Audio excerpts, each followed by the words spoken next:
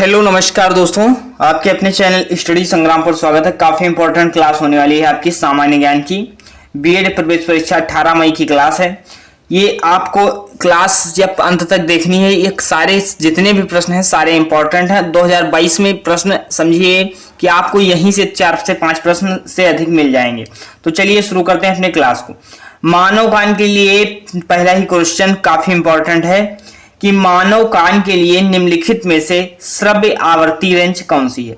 भाई मानव कौन सुन सकता है, कौन सी आवृत्ति को सुन सकता है, तो आपको यह बताना है श्रव्य तरंगे की। तो आपसे यह पूछा जाएगा डायरेक्ट प्रश्न कि श्रव्य तरंगों को कौन सुन सकता है। तो श्रव्य तरंगों को सुन सकता है, मानव श्रव्य तरंगों को सुन सकता है। अब श्रव्य तरंगे कितना होता है, 1000 हर्ट्ज से 20000 हर्ट्ज, 10000 हर्ट्ज से 20000 हर्ट्ज, या 20000 हर्ट्ज से 40000 हर्ट्ज, या 10 हर्ट्ज से या 10000 हर्ट्ज, या 20 हर्ट्ज से 20000 हर्ट्ज। तो श्रव्य आवृत्ति रेंज की बात की जा रही है तो क्या हो जाएगा, 20 हर्ट्ज से 20000 हर्ट्ज आपका बिल्कुल करेक्ट आंसर हो जाएगा। श्रव्य तरंगों की आवृत्ति होती है। नेक्स्ट प्रश्न है आपकी स्क्रीन पर, आपको बताना है कि क्या होगा, निम्नलिखित में से कौन सा कैल्शियम का अयस्क है। आपको बताना है कैल्शियम का अयस्क कौन सा है, डोलोमाइट, सिंदूर, स्मेलाइट या मैग्नेटाइट। आपको बताना होगा कि कैल्शियम का अयस्क आपका कौन सा है। तो बताइए इसमें आपका कैल्शियम का अयस्क कौन होगा। तो जो लोग डोलोमाइट आंसर दे रहे हैं वह बिल्कुल करेक्ट हो जाएंगे कि कैल्शियम का अयस्क सर क्या होता है, डोलोमाइट होता है। नेक्स्ट क्वेश्चन का आंसर दीजिए कि आपका क्या होगा।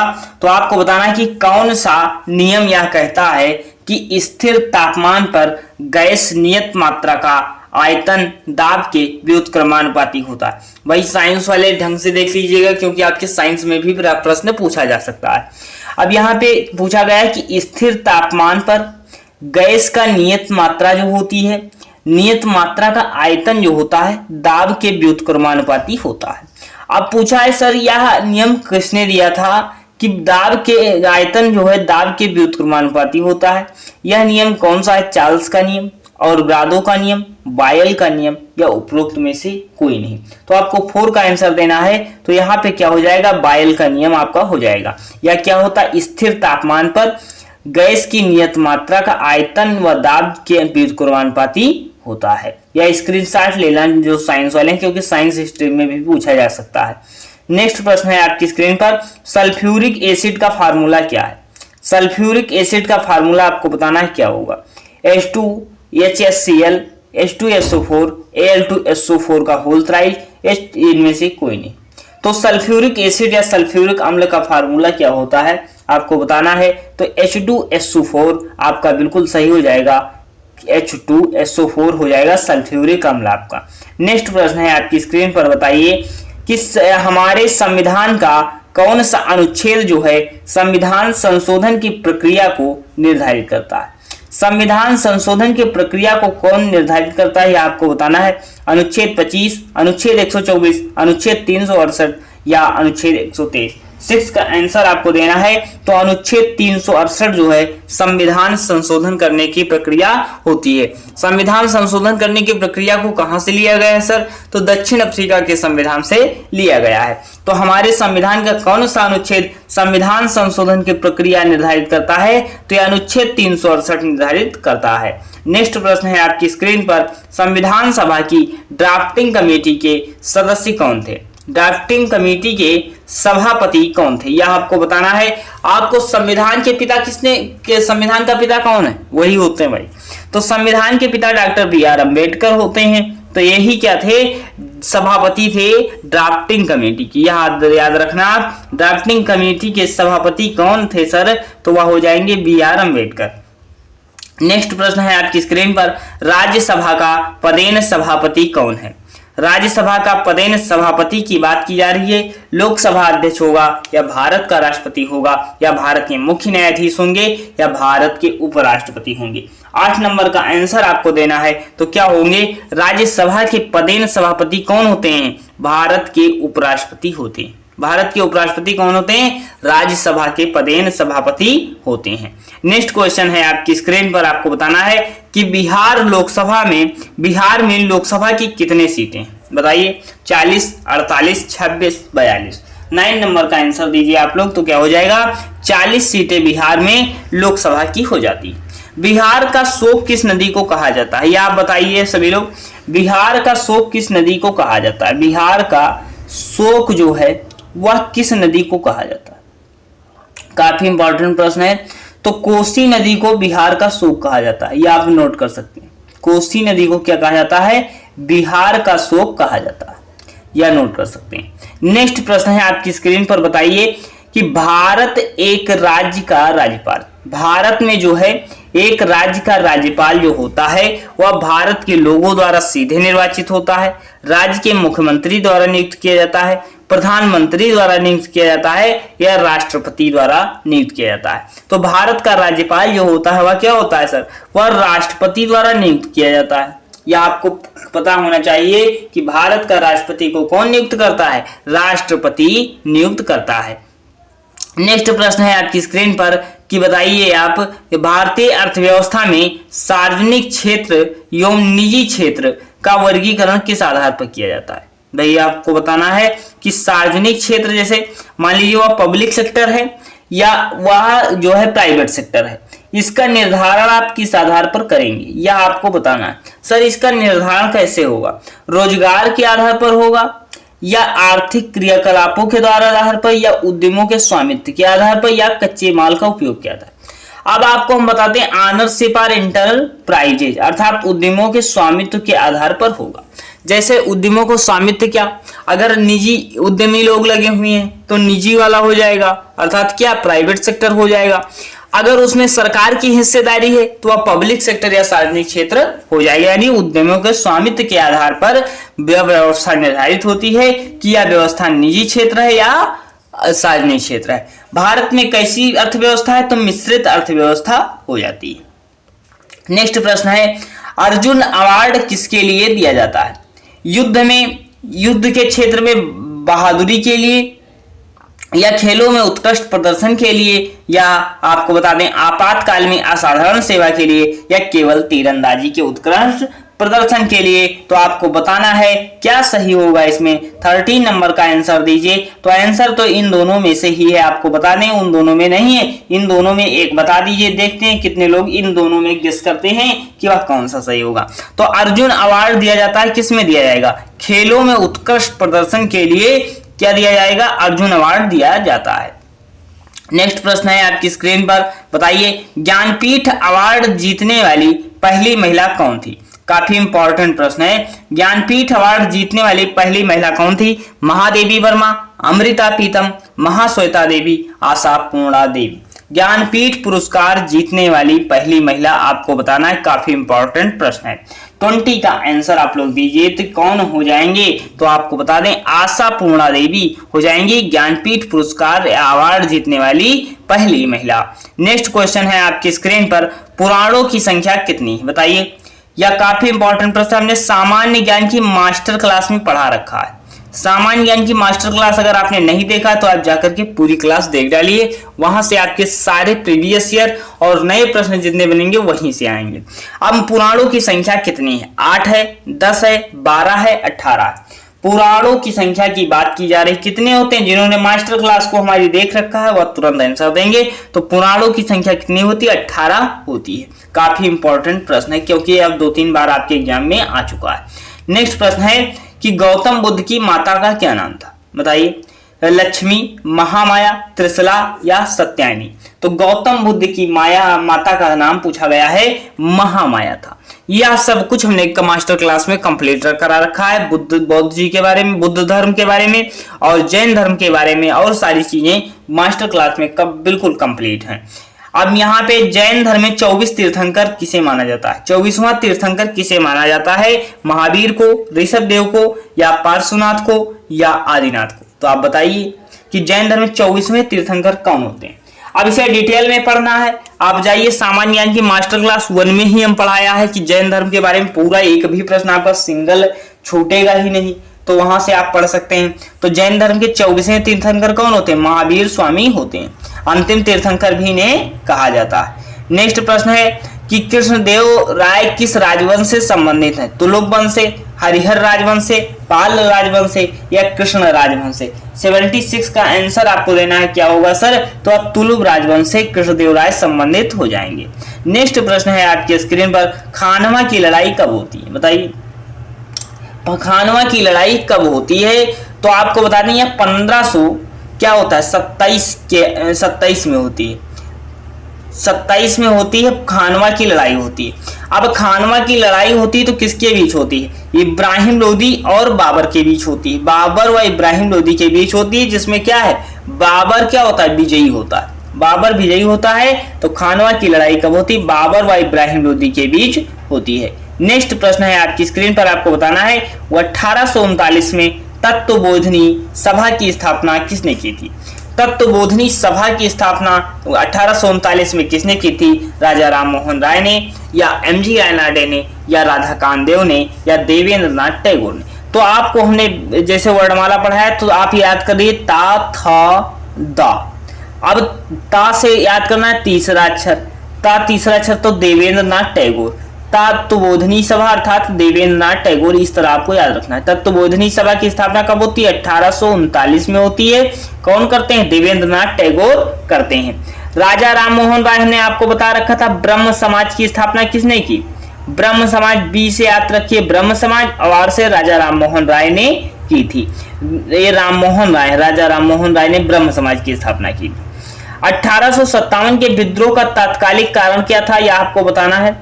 1857 का विद्रोह जब होता है तो इसका तत्कालिक कारण क्या था, जिसमें मंगल पांडे को फांसी भी हुई। अब यहाँ पे सिपाहियों को वेतन रोकना था, भारी कराधान था, एनफील्ड राइफल को उपयोग में लाना था, या ब्रिटिश द्वारा मंगल पांडे की हत्या था? 79 का आंसर आपको देना है। तो एनफील्ड राइफल का उपयोग में लाना क्या था, या 1857 के विद्रोह का तात्कालिक कारण था। नेक्स्ट प्रश्न है आपकी स्क्रीन पर, बताइए स्वराज पार्टी के संस्थापक में सदस्य नहीं थे? स्वराज पार्टी की स्थापना कौन करते हैं? मोतीलाल नेहरू व चित्तरंजन दास करते हैं, CR दास करते हैं। अब यहाँ पे कौन सा जो थे संस्थापक में शामिल नहीं थे? तो आपको पता होना चाहिए 80 का आंसर आप क्या देंगे? तो इसमें 80 का महात्मा गांधी जो है इसमें आपके सम्मिलित नहीं थे, MK गांधी। तो आपका ये बिल्कुल सही हो जाएगा। तो क्या है, मोतीलाल नेहरू, CR दास और NC केलकर थे, MK गांधी नहीं थे। नेक्स्ट आपका क्वेश्चन होगा कि चौरी चौरा की घटना जो है के बाद गांधी जी ने निम्नलिखित में से किस आंदोलन को वापस ले लिया? यह भी हमने सामान्य ज्ञान की मास्टर क्लास में पढ़ा रखा। अब यहाँ पे चौरी चौरा की घटना होती है, गांधी जी ने किस आंदोलन को वापस लिया? असहयोग आंदोलन, खिलाफत आंदोलन, दांडी आंदोलन, भारत छोड़ो आंदोलन। भारत छोड़ो आंदोलन कब शुरू होता है? 1942 में शुरू होता है। इसे अगस्त क्रांति के नाम से भी जाना जाता है। दांडी आंदोलन कब शुरू होता है? 1930 में शुरू होता है, 1930 में शुरू होता है। असहयोग आंदोलन कब शुरू होता है? 1920 में शुरू होता है। और क्या होता है सर, इन्होंने क्या किया, वापस ले लिया किसके कारण? असहयोग आंदोलन को, चौरी चौरा की घटना के कारण असहयोग आंदोलन को वापस ले लिया था। नेक्स्ट प्रश्न है आपकी स्क्रीन पर, बताइए किसे सीमांत गांधी कहा जाता है? बाल गंगाधर तिलक को, या सरदार वल्लभ भाई पटेल को, गोपाल कृष्ण गोखले को, या खान अब्दुल गफ्फार खां को? सीमांत गांधी की संज्ञा या सीमांत गांधी किसे कहा जाता है? 82 का आंसर देना है। तो खान अब्दुल गफ्फार खान को सीमांत गांधी कहा जाता है। नेक्स्ट प्रश्न है आपकी स्क्रीन पर, दिन रात किस कारण से होते हैं? बताइए दिन और रात का होना किस कारण से पाया जाता है? सूर्य के इर्द गिर्द पृथ्वी का परिक्रमण, सूर्य का घूर्णन, अपनी धुरी पर पृथ्वी का घूर्णन, या पृथ्वी के इर्द गिर्द चांद का परिक्रमण? 83 का आंसर आपको देना कि क्या होगा? तो आपको अपनी पृथ्वी पर अपनी धुरी पर पृथ्वी का घूमना ही दिन रात का कारण होते हैं। काफी इंपॉर्टेंट क्वेश्चन है। अगर क्वेश्चन अच्छे लगे तो भाई अपने भाइयों मित्रों को शेयर कीजिए। बताइए कि यहाँ पे बीएड एंट्रेंस हिस्ट्री संग्राम पे तैयारी कराई जा रही और क्वेश्चन का लेवल बिल्कुल आपके एग्जाम जैसा है। आप अभी नए हैं, समझ ना आए, पर एग्जाम जिस दिन होगा उस दिन आपको लग जाएगा कि स्टडी संग्राम ही एकमात्र विकल्प होना चाहिए था। स्टडी संग्राम से अधिक प्रश्न आए हैं। चंद्र ग्रहण होता क्या है भाई? तो चंद्र ग्रहण क्या है? पूर्णिमा को होता है, अमावस्या को होता है, मई जुलाई को होता है, उपरोक्त में से कोई नहीं। तो चंद्र ग्रहण क्या होता है? 84। तो चंद्र ग्रहण कब होता है? पूर्णिमा को होता है। सूर्य ग्रहण की बात करते हैं तो सूर्य ग्रहण कब होता है? आप नोट कर लीजिए। तो सूर्य ग्रहण होता है अमावस्या को। सूर्य ग्रहण कब होता है? या अमावस्या को होता है। और चंद्र ग्रहण कब होता है? पूर्णिमा को होता है। नेक्स्ट प्रश्न है आपकी स्क्रीन पर, किसे लाल ग्रह कहा जाता है? बताइए। लाल ग्रह के नाम से जाना जाता है शुक्र को, बुध को, मंगल को और बृहस्पति को। 85 का आंसर देना है, तो 85 का 6 आपका बिल्कुल करेक्ट आंसर हो जाएगा। लाल ग्रह के नाम से किसे जाना जाता है? मंगल ग्रह को जाना जाता है। नेक्स्ट प्रश्न है आपकी स्क्रीन पर, आपको बताना है कि कौन सा प्रश्न आपके लिए इंपॉर्टेंट होगा। बताइए, इस प्रश्न का उत्तर दीजिए। क्षेत्रफल के हिसाब से भारत का सबसे बड़ा राज्य बताना। जनसंख्या के हिसाब से तो होता है भाई यूपी। यूपी कौन होता है? जनसंख्या के हिसाब से। या आप नोट कर सकते हैं कि सर जनसंख्या के हिसाब से सबसे बड़ा राज्य कौन होता है? उत्तर प्रदेश होता है। उत्तर प्रदेश होता है जनसंख्या के राज्य से। अब यहाँ पे पूछा सबसे बड़ा राज्य क्षेत्रफल के हिसाब से, तो मध्य प्रदेश होगा। मध्य प्रदेश को क्या कहा जाता है? सोया प्रदेश भी कहा जाता है, क्योंकि सोयाबीन उत्पादन ज्यादा होता है। तो सोया प्रदेश किसे कहा जाता है? या मध्य प्रदेश को कहा जाता है। या भी आप नोट कर सकते हैं। सर सोया प्रदेश किसे कहा जाता है? या मध्य प्रदेश को कहा जाता है। अब यहाँ पे क्या सबसे बड़ा राज्य कौन है क्षेत्रफल के हिसाब से? तो राजस्थान हो जाता है क्षेत्रफल के हिसाब से सबसे बड़ा। क्षेत्रफल के हिसाब से जिस उत्तर प्रदेश का जो है स्थान कौन सा है? तो चौथे नंबर पे आता है क्षेत्रफल के हिसाब से। वो उत्तर प्रदेश जनसंख्या में प्रथम आता है, क्षेत्रफल के हिसाब से राजस्थान हो जाएगा सबसे बड़ा राज्य। नेक्स्ट क्वेश्चन है आपकी स्क्रीन पर, गिर राष्ट्रीय उद्यान कहाँ स्थित है? बताइए। गिर राष्ट्रीय उद्यान राजस्थान में है, असम में है, उत्तर प्रदेश में है या गुजरात में? तो गिर राष्ट्रीय उद्यान की बात की जा रही है, तो यह कहां पे हो जाएगा? गुजरात में हो जाएगा। आपका क्या हो जाएगा? गुजरात में गिर राष्ट्रीय उद्यान होता है, जो एशियाई शेरों के लिए होता है प्रसिद्ध। अब गुजरात से 2 प्रश्न और लिख लीजिए। कपास के उत्पादन में अग्रणी राज्य कौन होता है? तो कपास के उत्पादन में अग्रणी राज्य कौन होता है? गुजरात आपका हो जाता है। कपास और मूंगफली भी आप लिख सकते हैं। मूंगफली के उत्पादन में अग्रणी राज्य या प्रथम राज्य कौन होता है? तो मूंगफली के उत्पादन या कपास के उत्पादन में कौन होता है? गुजरात ही होता है। नेक्स्ट प्रश्न है आपकी स्क्रीन पर, बताइए कि कौन सी नदी बंगाल की खाड़ी में नहीं गिरती? नर्मदा, गोदावरी, गंगा या ब्रह्मपुत्र? कौन सी नदी बंगाल की खाड़ी में नहीं गिरती? तो भाई आपको बता दें, बंगाल की खाड़ी अरब सागर में गिरने वाली नदियों की ट्रिक आप देख लीजिए। समानता एक होता है, तो समानता आपको ये लिख लेना है। अब समानता क्या होता है? ये समानता से जितनी नदियां आएंगी वह सब कहाँ गिरती हैं? अरब सागर में गिरती हैं। अरब सागर में अर्थात सा से क्या होता है सर? साबरमती होता है। माँ से क्या होता है? माही होता है। ना से नर्मदा होता है, ता से ताप्ती होता है। अब ना से नर्मदा क्या है सर? तो अरब सागर में गिरती है, तो या बंगाल की खाड़ी में नहीं गिरती है। तो समानता आपको क्या याद करना है कि अरब सागर में गिरने वाली नदियां हो जाती हैं। सा से साबरमती, मा से माही, ना से नर्मदा, ता से ताप्ती हो जाता है। तो आपको यह ट्रिक कैसी लगी? अगर ट्रिक अच्छी लगी हो तो चैनल को सब्सक्राइब कर लीजिएगा। नर्मदा क्या है? या बंगाल की खाड़ी में नहीं गिरती या अरब सागर में गिरती है। नर्मदा नदी को क्या कहा जाता है? नर्मदा नदी को क्या कहा जाता है? गुजरात की जीवन रेखा भी कहा जाता है। यह आप नोट कर सकते हैं। गुजरात की जीवन रेखा किसे कहा जाता है? तो नर्मदा नदी को कहा जाता है जीवन रेखा। गुजरात की जीवन रेखा किसे कहा जाता है? यह नर्मदा नदी को कहा जाता है। यह आप नोट कर सकते हैं। नेक्स्ट प्रश्न है आपकी स्क्रीन पर, बताइए कि भारत का पहला उपग्रह कौन था? यह 2020 में आपका प्रश्न पूछा गया था कि भारत का पहला उपग्रह कौन था। तो आपको भारत का पहला उपग्रह कौन था? तो आर्यभट्ट था। यह आप नोट कर सकते हैं। भारत का पहला उपग्रह कौन था? आर्यभट्ट था। यह आपके एग्जाम में पूछा जा चुका है, पर हमने प्रश्न को चेंज किया और पूछा आपसे कि भारत का पहला उपग्रह आर्यभट्ट तो था, पर वह किस वर्ष लॉन्च हुआ? 1972, 1975, 1974, 1980। 89 का आंसर आपको देना है, तो 1975 या 1975 आपका बिल्कुल करेक्ट आंसर हो जाएगा। नेक्स्ट प्रश्न है आपकी स्क्रीन पर, बताइए निम्नलिखित में से कौन theory of inheritance of acquires character? Theory of inheritance acquired character से संबंधित है। लैमार्क या साइंस वाले तो भाई के लिए, साइंस वालों के लिए इंपॉर्टेंट है, साइंस वाले इसका स्क्रीनशॉट ले भी सकते हैं। Theory of inheritance of acquired characters जो है संबंध है लैमार्क से, डार्विन से, लिन्नेयस से या मेंडल से। 91 का आंसर देना है तो कौन होगा? तो लैमार्क हो जाते हैं।